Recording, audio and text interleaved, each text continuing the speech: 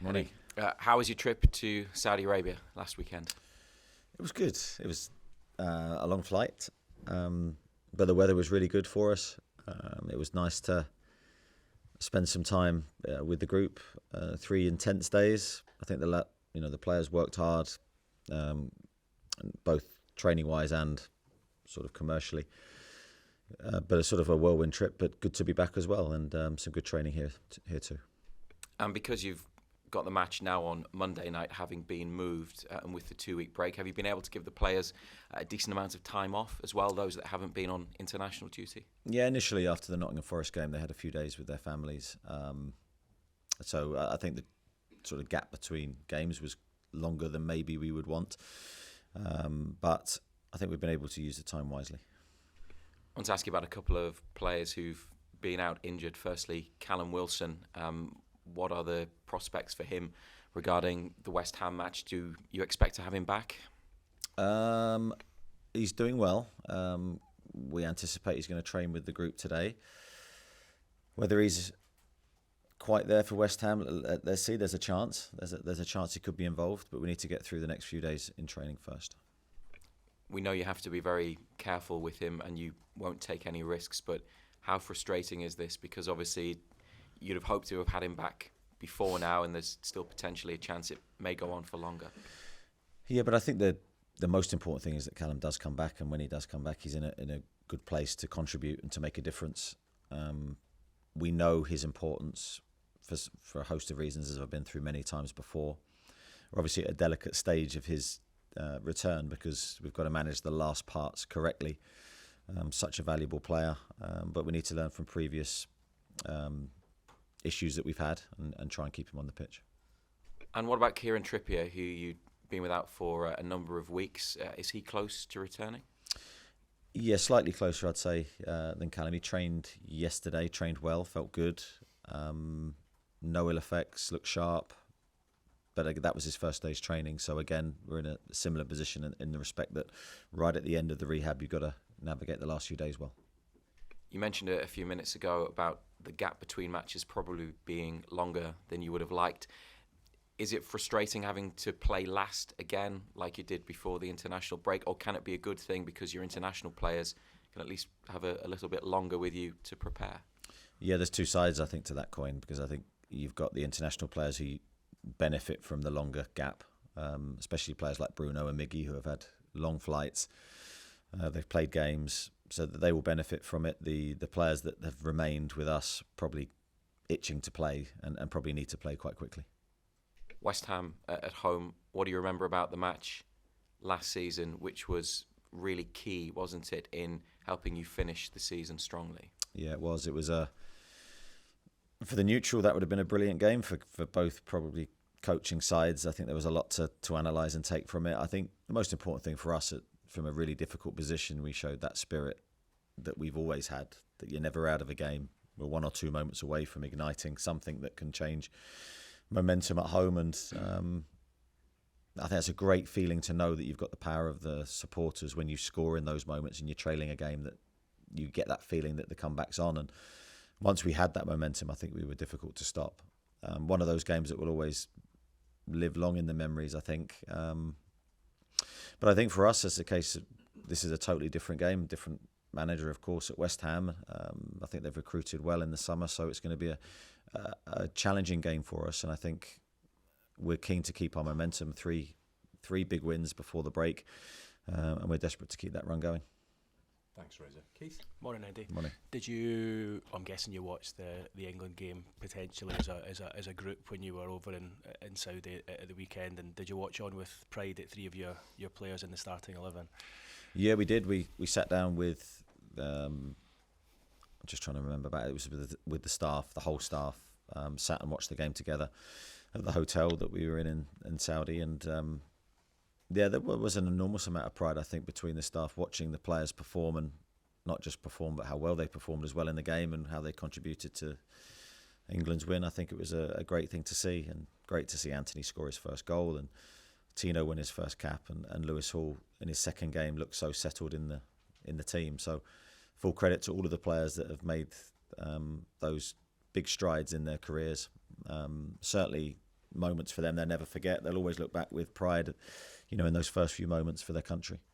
I think it's almost 30 years since the last time 3 Newcastle players were in the starting lineup of an England side, and it's 3 players that I know you won't want to take credit for it, but 3 players that you've brought to the club yourself and that you've developed. So that must be a nice feeling. Yeah, I mean, it's a nice feeling for the players, really. My thoughts and emotions always go to them. I've seen parts of their journey. I, of course, haven't seen all of it. You go back, and I've got a close relationship with the players, so we speak about their history and their past and what it's taken to get to this point, even to be a professional footballer. And a lot of sacrifices, not just for them, but their families. These things don't happen by chance. You need a team around you to support you and help you on your way. And those players have had that foundation and that base, mainly from their families, as I say. And that's why I think those moments are more collectively for them. But it's just great to share it and to see it. And of course, then the challenge changes for them. Then it's about wanting more and making sure that they continue the positive momentum in their careers. It feels like you have targeted young English talent since you've become the manager here. I know you've signed the likes of Alexander Isak and Bruno Guimaraes, etc. But you have targeted young English talent to come in and improve your side, and you've got a real core of that throughout your squad. Do moments like that on Sunday night kind of justify that decision and that decision to recruit in that way? I think for us there's always a balance. And in my opinion, you need that balance in your recruitment. It's not about targeting one specific area and say that's where we're going to recruit from. I think you need an open mind. I'm more than prepared to sign any type of player that we feel benefits the club for the position that we're looking to recruit in. I think when you look solely at, say, Tino and Lewis, 2 young fullbacks, fall into the same categories really, in the sense that developed in England through the system, developed really well by Chelsea, and we had an opportunity to sign them early at different stages of their careers. But for me, 2 such progressive players that will only get better, hopefully with us, with the right attitudes and the right technical base to be exceptional players. It was a really nice moment as well after Anthony's goal when he celebrated with a sort of mini cartwheel in tribute to, I don't know if you saw it or were aware of it, I don't know if you've heard him speak about it since, but it was kind of in tribute to little girl Ivy, who he went to meet, I think, recently, Newcastle supporter. It kind of showed a lot about what was going through his mind at that time, and I suppose the sort of character he is. Yeah, I didn't see it live. I'd seen pictures of it, photos of it, so I'll be keen to see it in full motion. But I think it does speak volumes, because Anthony in that moment could have been very selfish and not selfish, that's the wrong word, but very self-motivated and thinking of himself. But he's obviously had the ability in that moment. I mean, scoring your first goal for the country is something I can only imagine, the feeling and the emotions going through your body to think of someone else and pay tribute, which is a great moment. And just finally from me, see Pep agreed a new deal announced by Manchester City last night, I guess for you guys, making things even harder to try and get that elusive trophy. Yeah, I was delighted to see that. Now, on a serious note, I think he's contributed so much to English football. I think he's revolutionised really a lot of how a lot of teams play. I think he's incredibly talented. I think it's good for the English game that he's still here, and he will continue to develop and evolve his style, and people will continue to potentially follow that. So I think from that side, great. Of course, from the competition side, it just keeps the Premier League, for me, the best league in the world. Thank you. Keith. Andy? Well, Neddy, Keith touched upon it there, but the development of these players like Tino, like Lewis, like Anthony, I suppose, as well. How much does it help you when it comes down to things like player negotiations, when you can boast players that you have developed like Tino, like Lewis, like Anthony, and they've gone and had milestones for England like they have? Yeah, I mean, I think you use anything that you can to highlight what the club can offer, a potential signing or a potential renegotiation on a contract if you're trying to convince a player to stay. So I think you use all the tools that you can, and whether that's player development, whether that's pathway, opportunity. Hopefully they're good cases for people to look back on and to think, well, I could follow that same path. Every player's different, every situation is unique, but I've used those moments before in a positive way to try and highlight what we can do for players' careers. it went a little bit under the radar, I suppose, with all of the furore around Anthony scoring his first goal, Lewis and Tino as well, but Lewis Miley making his first start for the England under-21s, which was great to see considering the injuries he's had over the last 6 months or so. We haven't seen much of him naturally. How developed do you think he is from the player that we saw burst onto the scene last season and the season before? Yeah, I'd say his game will be, of course, developing every day, and he'll be improving through training and through experience. But I'd say his game was in a very good place at that stage. Yes, he'll naturally improve. But I think the biggest development has come from him physically. I think if you look at Louis when he first broke into the team, you would see someone who was big for his age, but maybe hadn't developed the muscle, without going too deep, the muscle maybe definition that he has now. And that's just through time and age. But he has worked really hard through his injury time to develop his body to become more robust. And he looks just unbelievable athlete now. I mean, he's belies his age really with how he looks and with how he plays and how he acts. To play for the England under-21s at 18 years of age is a testament really to how highly England regard him, I think, and of course how high we regard him as well. So I think his career's in a good place. We can just keep him fit. We'll continue to develop him, and I'm sure he'll play many times for us. And speaking of Anthony, I know you're a fan of quotes. I was listening to one of his interviews and he was talking about availability is the best ability. How do you kind of rate that quote? Do you see that as a bit of a blueprint as the attitude of players under you? Yeah, I think Anthony's always had that love for football. He is desperate to play and train. He may get a knock or whatever situation he may have in training, and where other players may miss out, he's determined to get on the pitch. I think it's a great mindset to have. Of course, there's no guarantees in football. Football's such an unpredictable game, and I know he treasures every day that he's available to play. And I do think it's a refreshing thing to see. And of course, from our side, we hope he stays fit and continues to contribute in the way that he has. Just looking at this season, 18 points as a tally at the moment. I think that's the same as the Champions League qualification seasons, 2 behind where you were last season. Do you kind of look at that as a measuring stick to see how the side are doing or not? Our points? Yeah. Yeah, absolutely. I think it's the biggest indication. Of course, it's not the only indicator of how you're playing, and lots of other things go into it. But ultimately, we have to be realistic. You're judged on the points that you get. So we're under no illusions on that. I am aware that we're in and around where we have been the last 2 seasons, but I think in our Champions League season, from this point, I think we ended up winning 6 games in a row, which really propelled us during the middle part of the season to a great position. Of course, we're all chasing that. Every team in the Premier League is chasing that now. For us, the consistency, and I know it's a boring word, but it is key. And if we can continue where we left off from the last 3 games, we're certainly in a good place. Just finally, Sam Fender's announced a couple of gigs at St James's Park next year. Surely the Newcastle United manager gets a couple of tickets, doesn't he? I didn't know that, so that's good news. I'll certainly be putting a couple of requests in, that's for sure. Thanks, Andy. Nisha? Morning, Eddie. I know you mentioned that perhaps you wish there wasn't such a gap to the next game, but is West Ham on a Monday night under the lights, St James's Park, is that almost the perfect game back for you to pick up where you left off? I think West Ham are a very good team, and I think they've got a very good manager. I think when you look at their recruitment in the summer, I think there's always a bedding in period for new players. I think they're going through that period now, but I've got no doubt about the quality of players they've signed. So, no, I think this is a tough game for us. I think we back ourselves at home against anybody. I think we have to have that attitude, and we've had a very good record at St James's Park, but there's no guarantees to any game. We're going to have to earn the right to perform, or try and perform near our best, and try and get the result. And just one more, you mentioned Kieran Trippier and Callum Wilson. Is there any other injury news from over the international break? Just Emil Kraft had an operation. We anticipate he's going to be out for around 6 to 8 weeks. So it's a big blow for us to lose Emil, who's been such a consistent performer. So he will continue his rehab. Jamal Lascelles and Sven Botman are continuing on their respective paths. So I think apart from that, we're okay. Thanks, Nisha. Start with Gary. Hi, Ed. Hi.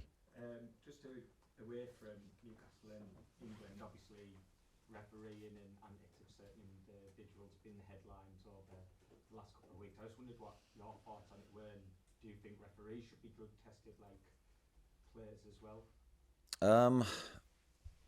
Yeah, I mean, I think that's a contentious point of conversation at the moment for obvious reasons. I think, firstly, I back the referees and the whole structure and Howard Webb's handling of the situation. I'd be open to that if that's where everyone wanted to go with it. I would have no issues with the referees falling in line with the players in respect of drug testing, but it's not something that's on my immediate thoughts, to be honest. Back to the football, Alexander, he's at 4 goals in his last 4 games, another goal for Sweden. Is he right back on top form now after his minor injury issue? Where does he rank, do you feel, among the world's best strikers? Yeah, I think he's building momentum into his season. I think he's scored some big goals of late for us. His general performances, I think, have continued to improve. He's gone away for Sweden. He's played very well. Delighted with how he's looked on international duty as well to continue that good form. I think being a striker, having not been one myself, but just from my experience, it's all about confidence. It's always about how you feel. Alex has got undoubted qualities. I would put him right up there in terms of world strikers currently playing. But I feel his potential is great. I think he can really, if he can continue on the path that he has been the last couple of seasons, continue to go and prove himself as one of the world's best. And that would be, without putting pressure on him, but that would be my target if I was him. And just finally from me, it's been a bit stop-start season with the international breaks, but I think it's till March now, the next one. Is this the business end what you're really, relishing getting into now? Yeah, well, I think we're entering the business end in the sense of December is always full of games, full of big games for us, full of opportunities. That's how I see it, for us to consolidate our position and continue to hopefully move into positive territory. But there's no guarantees. We know how tight the Premier League is this year. Every game is difficult. I'm under no illusions. There's no easy games, home or away. We don't underestimate anybody, but we do back ourselves. But yeah, this is going to be a key point in our season. Thanks, Gary. Go to Rebecca, then to Lee. Rebecca. Hi, Reddy. Hi. Just wanted to ask, is it quite a difficult time to be playing West Ham, given the kind of patchy form that they're in at the minute? Yeah, I mean, I think there are always difficult games against West Ham, and they always have been for us historically. I think they're a team full of very good players. I mean, you look at going back to their recruitment in the summer, they recruited well. I think they've got a good squad. They've got some really dangerous players, especially in the front line. Obviously, interesting watching Jared Bowen recently score for England, and he's always a goal threat. They've got some attacking players, as I said, that we respect, and we're going to have to do well to get our structures right to try and keep them quiet. And just as well, I just wanted to ask what you see Harvey Barnes' role in the squad is. Just speaking before about that West Ham game, obviously he's quite instrumental in it, and he's also provided those late goals. Do you kind of see him as a bit of a super sub, or is it just kind of hard at the minute for him to find a spot in the starting lineup with it being so strong and in form? Yeah, I mean, I certainly don't see him as a super sub, although he has done really well from the bench for us, and he's contributed goals, assists. I mean, he was really the pivotal player in our comeback against West Ham last year, and if he doesn't come on the pitch with the right attitude, we don't win that game. But certainly he's more than that, and he's capable of more than that, and certainly I don't think Harvey would want that tag. He's an outstanding player who's got a really good goal-scoring record and a goal-scoring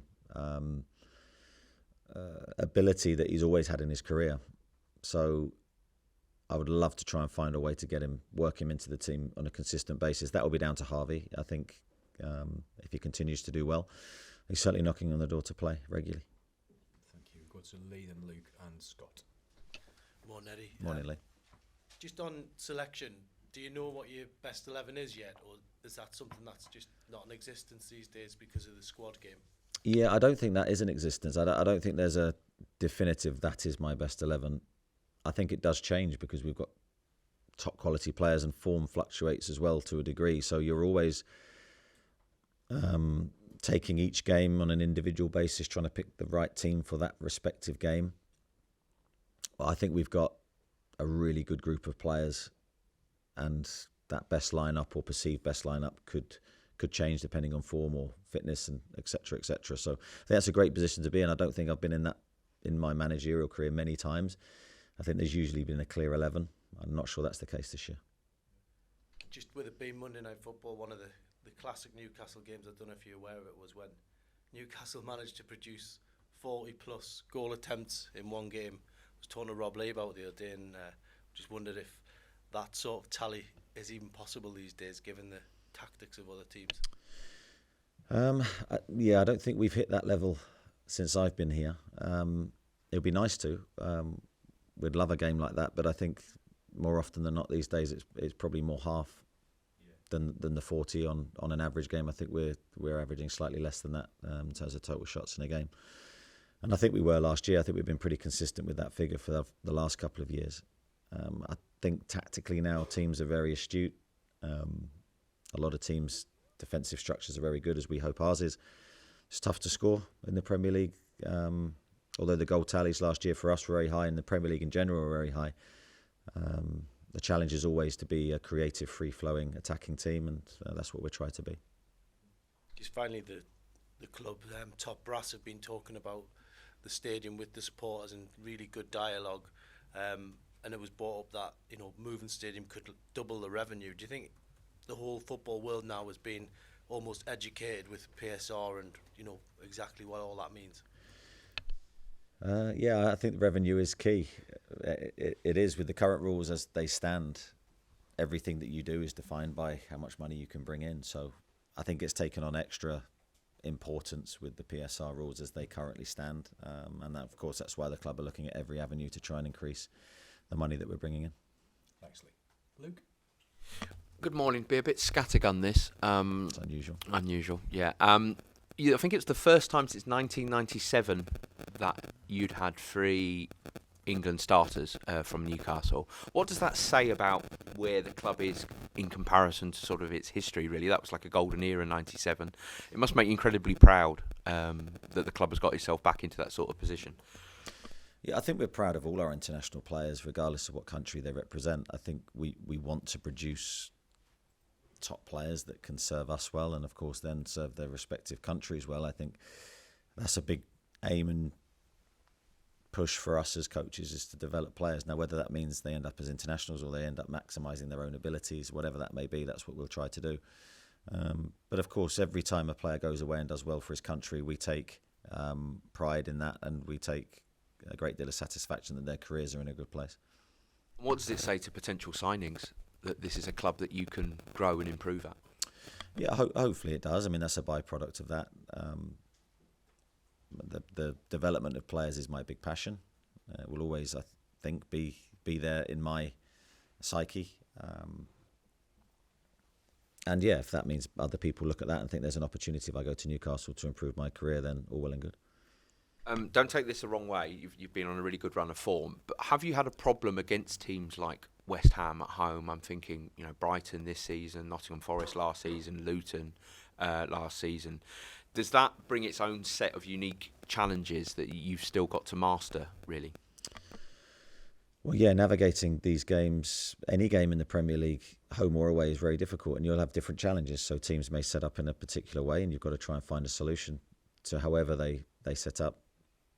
I don't think we necessarily have a specific problem against a group of teams. This is the Premier League, and that's the competition is so high.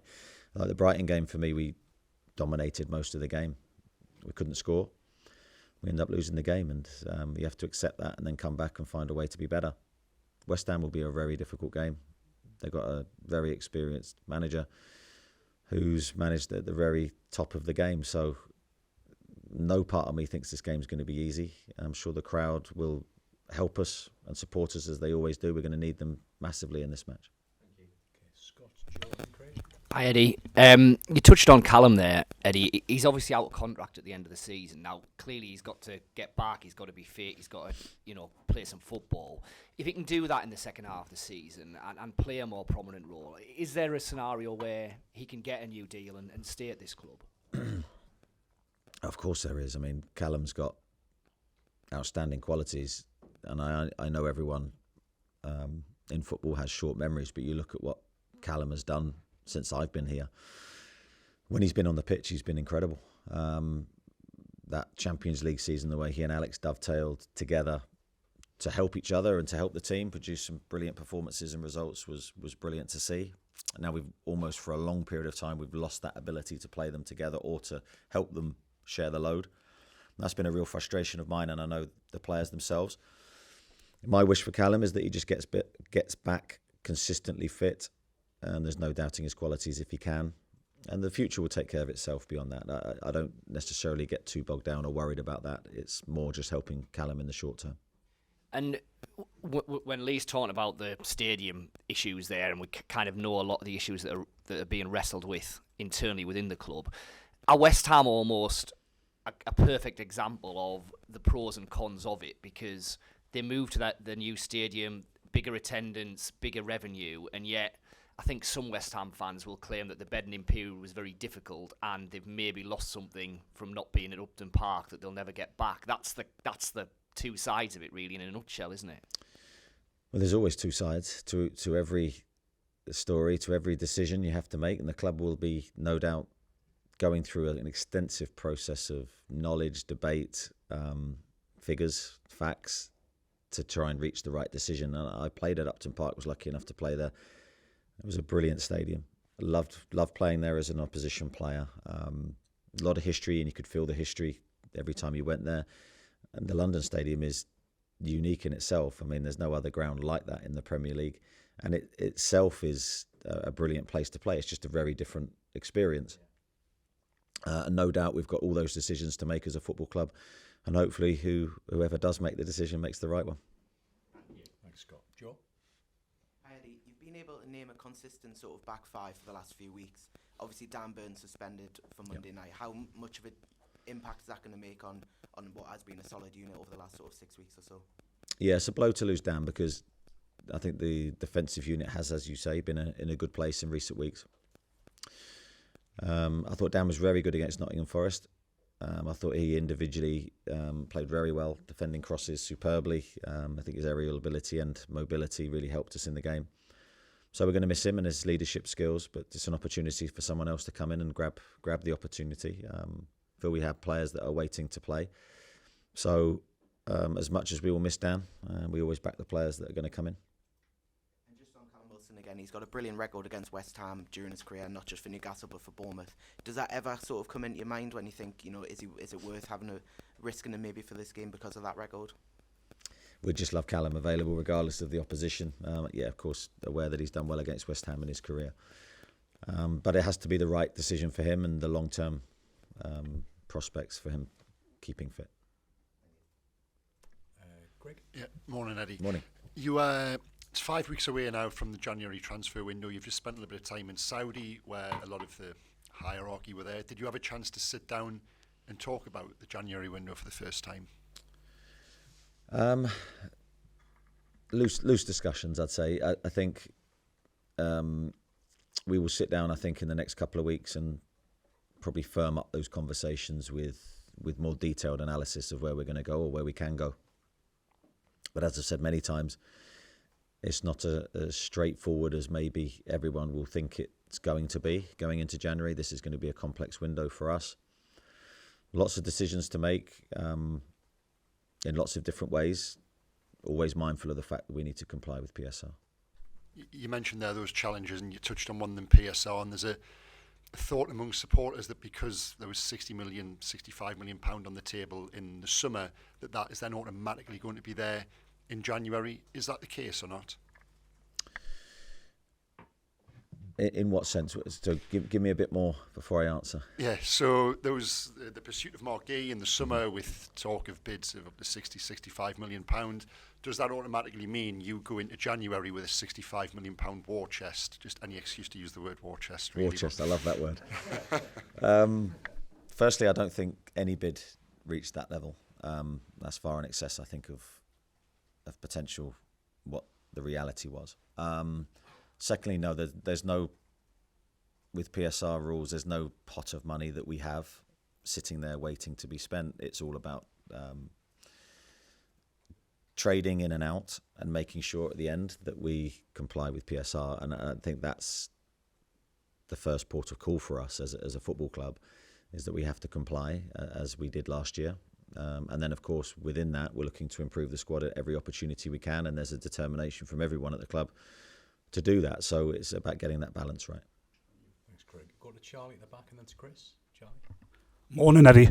Just on Tino Livramento's journey at Newcastle, how much of an initial risk did the club take, like given his injury record? And how much does that show mental toughness for him to come back and get his career back on track? Yeah, talking about the player firstly, Tino's from minute one, I think, since he came here, shown a real strength of character. Like for me, I didn't see a player that was in any way hesitant or nervous. He was all in from minute one, joined in training, was physically fine, one of our best athletes straight away. So you wouldn't have necessarily known he was coming from the back of a long-term injury. Did we take? Yeah, I think there's always an element of risk about every signing, and I think people think when I say that it's just a cliched answer, but there is. You could sign a player that's never been injured before. You take a risk they could get injured on the first day of training. So there's always that risk. Obviously, the risk is highlighted or heightened if someone's coming off the back of a long-term injury, as Tino had. But for me, that was the only reason that we were in a position to sign him, because he'd had that injury. If he hadn't, he wouldn't have been attainable. So, yes, we decided to sign him, and I'm delighted we did. I mean, it's turned out to be a brilliant signing. It's turned out to be a brilliant move for him as well, I think, because he's been able to come into the squad, and there wasn't necessarily a pressure to play straight away because we had Kieran playing in such good form and coming off the back of a long-term injury. That was probably what Tino needed, a period where he just trained, and he wasn't thrust into action too quickly, so we were able to manage him well, and he hasn't looked back since. And given his form in the last couple of games and his England debut, is the shirt his to lose now, even when Kieran Trippier comes back? Well, it'll be interesting to see. I mean, I think from our side, we've always said that, especially in our Champions League season, we needed two outstanding players for every position. And that's still the case now. Of course, we've got less games this year, but we need a squad that is capable of riding any injuries that we suffered last year. You could see the importance of the squad. So I feel we've got two outstanding right-backs. When you add Emil Kraft to that, we've got three outstanding right-backs, three international players. So that I wouldn't say there's ever going to be one player for that position. It's going to be interesting to see how all the players fight for their places. Okay, a few to get through. We'll start with Chris, then we'll go to Kieran, Martin and Simon. More Eddie, just Chris. Checking in on Anthony Gordon's fitness, because he obviously came off at Forest and you suggested that it might have been a recurrence of a similar problem earlier and that he might not even make the English squad. Obviously he did. Is that an ongoing problem that he's managing, or is he all right? No, he's fine. As far as I know, he trained for England pretty much straight away and played both games, so I think he's 100% fit. And just on, you mentioned goal scoring earlier. The Forest game was the first time that you'd scored 3 goals in the Premier League this season, the first time you'd won a match by more than a single goal margin. How important was that, both psychologically and in terms of the in the Premier League, how given your goal scoring record in the past couple of years before this? Yeah, it's a strange one for us because we've been free-flowing. Not every game, of course, but there's been a general feeling we've been free-flowing in that respect since we've been here.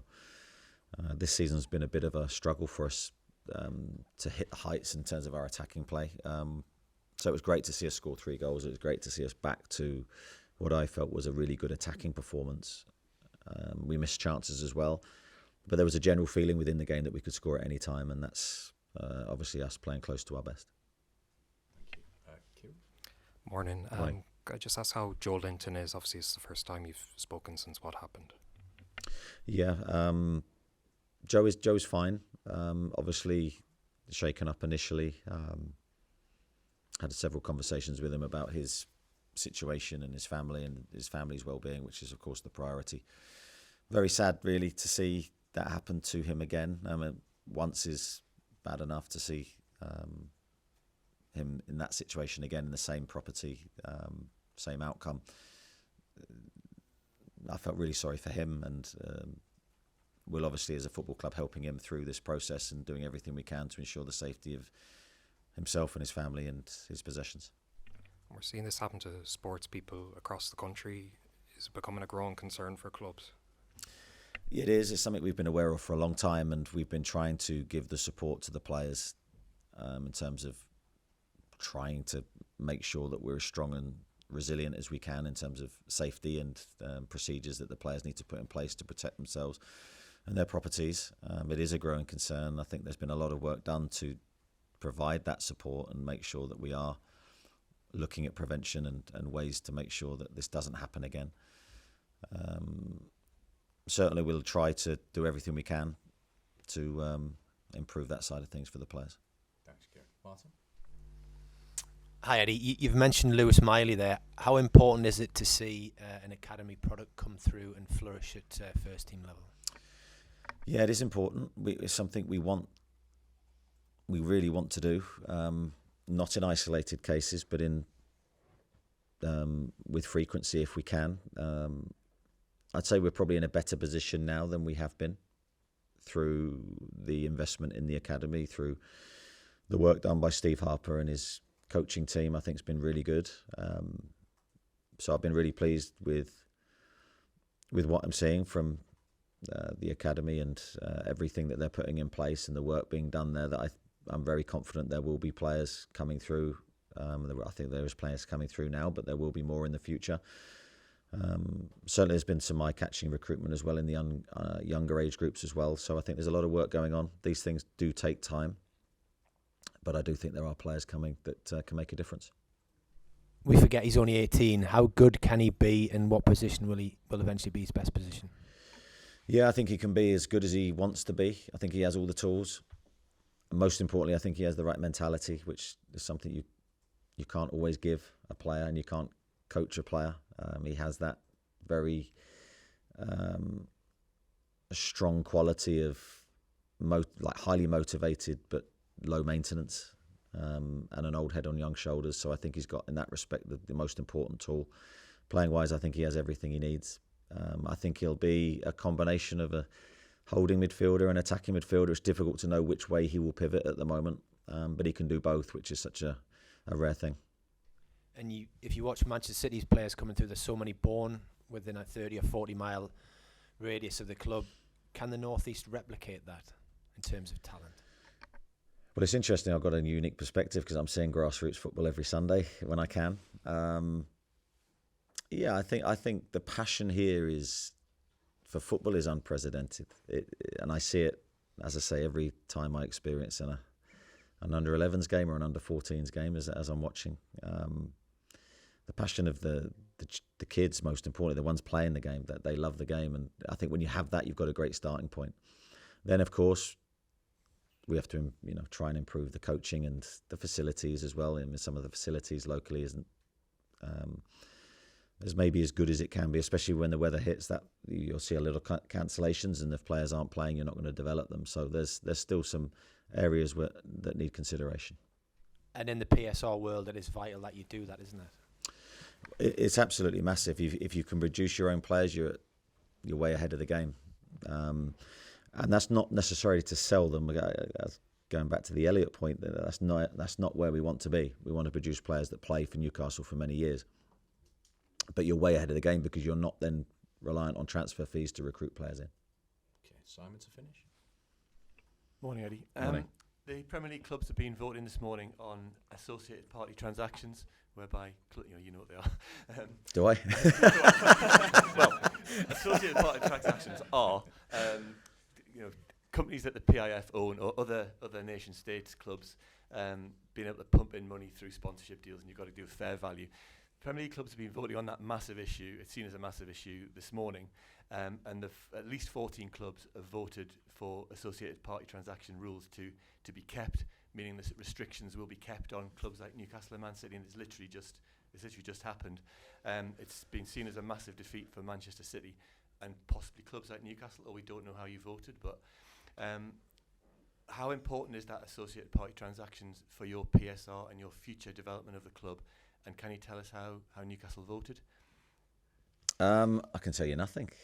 I don't know how we voted. And it's not something really I'm on top of. So you're telling me that, and I actually didn't know that vote was happening right this second. So I think you can tell where my priorities are. And I'm about to leave and do a meeting for West Ham. So look, I'm sure all these things are being taken care of from other people at the football club.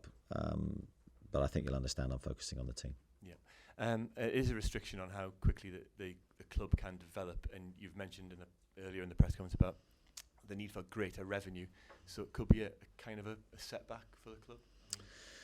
Yeah, but again, this is for other people to consider. I think for me, I have to make the football decisions based around the rules that are set, and no doubt this will have a knock-on effect potentially for us, and mean we'll have to navigate in other areas.